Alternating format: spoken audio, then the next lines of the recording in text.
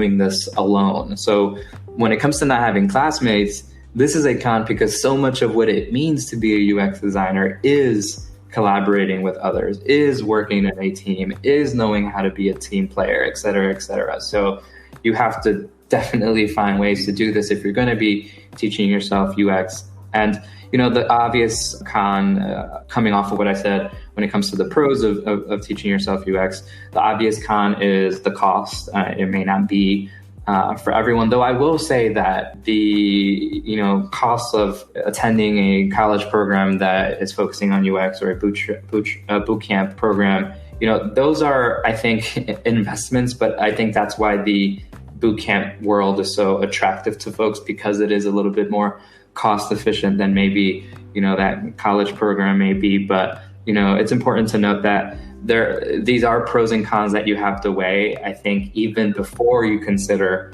the monetary aspects. I think, you know, there are very real pros and cons when you put the monetary aspects aside. And I would always recommend thinking about the non-cost related pros and cons first before you even think about the cost-related pros and cons, because I definitely think it provides a different perspective. Yeah, and that, like, segue to that, what is something that you would, like, what are some tips that you would give to prospective students that are considering going, you know, they're been accepted by a bootcamp? What would be some tips that you would give these students? Sure.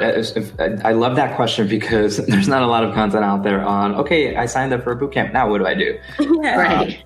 So I love that you asked that. And, you know, I think that's a place for us as instructors. I wish more instructors put out content like that to prepare for folks for the bootcamp. And I even think some of that content would be helpful for folks that are even considering a bootcamp to, you know, really know if that's the route that they want to go. So for, you know, some tips to plan your bootcamp experience, I think definitely getting ready to collaborate with your classmates. That is so important. I think just getting your mind right for being open, sort of getting out of your comfort zone, collaborating with others, working with others, presenting in front of others.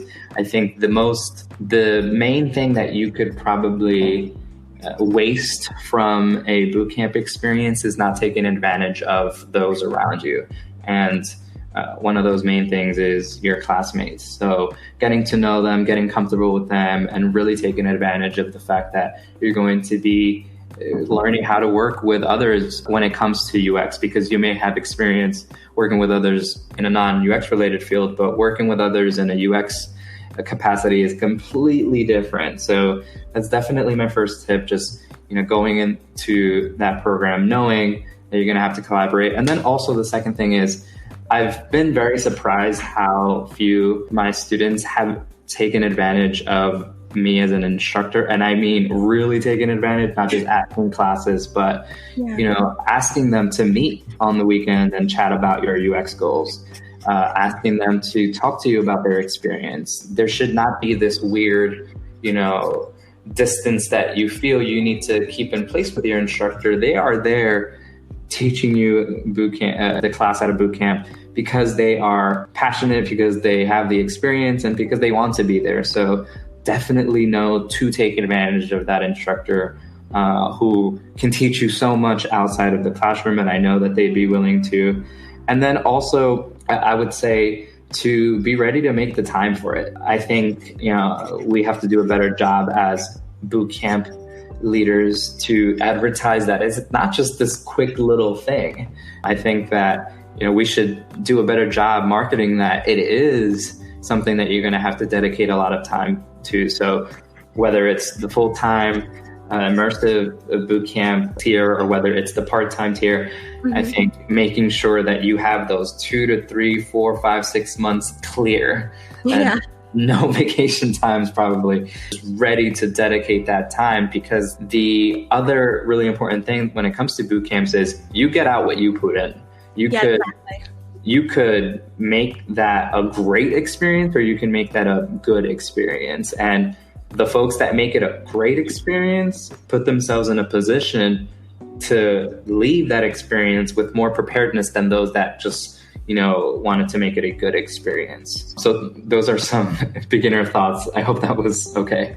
Yeah, no. Yeah, I think all of them are like grateful. Like I was writing them down as you were talking about them, and feel like we could use this for putting it out there so that students think things through after when they're putting themselves there, right, in the position to be able to join a boot camp. Because I saw it as a teaching instructor, how there were a few students that kept to themselves and they were not collaborating with others. And, in my mind, I'm like, do you know that that's one of the primary things you're going to have to do once you're done here? I just couldn't make it in my mind. I couldn't conceptualize how they were going to go out there and be a UX designer and they were not even practicing while they were there. Right. And it's definitely an adjustment for those that don't know that, which is why these kinds of conversations are so helpful to those that maybe didn't know that before. And there's other people that take a boot camp, that sign up for a boot camp,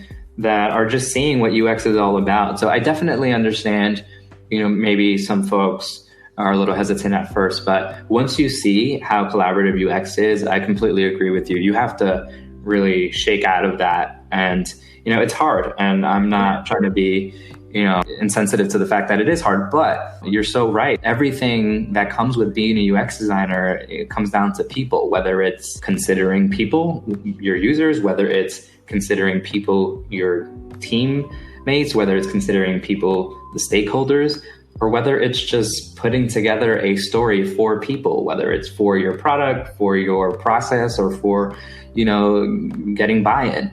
So it all comes down to people, and sort of break that wall down, or, get comfortable talking to people. That's part of what you're paying for. Otherwise, you might as well just, pay for some masterclass online and just sort of do it on your own in your room, right? So if you think about it from that perspective, what you're investing in the bootcamp program, kind of wasting your money if you're not taking advantage of the social aspect of the bootcamp program. Yeah, that's definitely true. And I think when you think of UX, the first thing that should come to mind is human-centered, so we are, everything we do is definitely about people. So when you have students like that, or a student who finds the collaborating with others or the reaching out to the instructors just to be really difficult, what are some ways that you help them navigate through that challenge or come out of their shell to be able to really take the full advantage of the boot camp or just the UX experience, really? Do you guys have a plan for that? For sure. I think it was definitely, during my time at General Assembly, we have plans for that from how you should handle this perspective.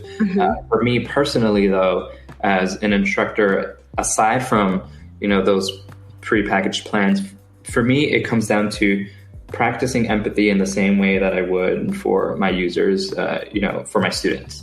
So there's always a reason why something is happening, especially during these crazy times. Maybe somebody is dealing with something at home or something. But the number one way that I try to account for this is by making the classroom such a fun and exciting environment. One of the things that I've noticed, and I'm not talking poorly about other instructors, because sometimes I feel that the crap that we give boot camps, it kind of comes at the expense of all of the effort that so many instructors put into their classroom. So I do think, we have to be a little careful when we do criticize the boot camps, because there's so many other instructors like me that put so much time and energy into making that classroom, really efficient. But aside from that point, one of the other things that I prioritize is making sure that the classroom resembles the energy and the spirit of UX. So I make it really my focus, and I make it a big goal of mine to make the classroom feel different. I don't want my classroom to feel like a lecture where I'm up there doing my thing for 2 hours and people are just listening. I try to make it very dynamic. I try to bring in my 9-to-5 experience into the classroom as much as I can. I try to, make that room feel like how you would feel when you're in the room at the company that you're going to be working on, when you're in your team's room. So, I've done really crazy things during my time at GA. I've brought in tacos. I brought in wine. I brought in wine, which I probably shouldn't admit. Whoa.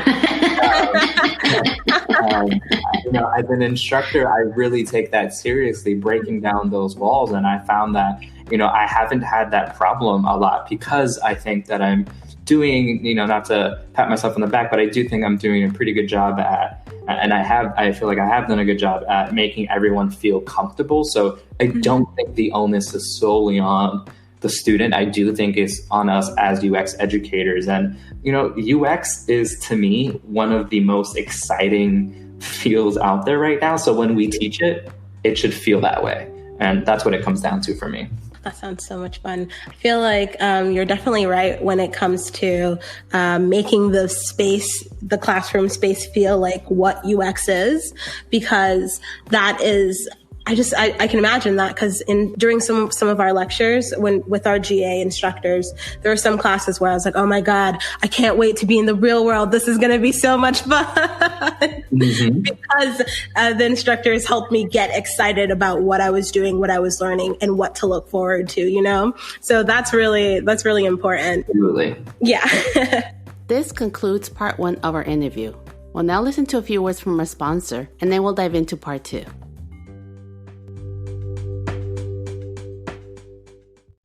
Hola, hello UX friends. If you haven't heard about Anchor, it's the easiest way to make a podcast. Let me explain. It's free, gratis. Also, they have user-friendly creation tools that allow you to record and edit your podcasts right from your phone or computer.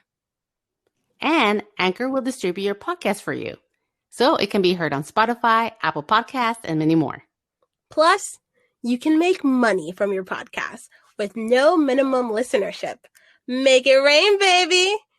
Cha-ching, bling, bling. Dollar signs. It's everything you need to make a podcast in one place. Download the free Anchor app or go to anchor.fm to get started.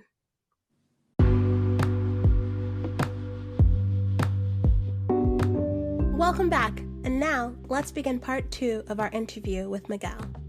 So, Miguel, during COVID-19, what are some changes that you've endured as like an instructor or as a mentor?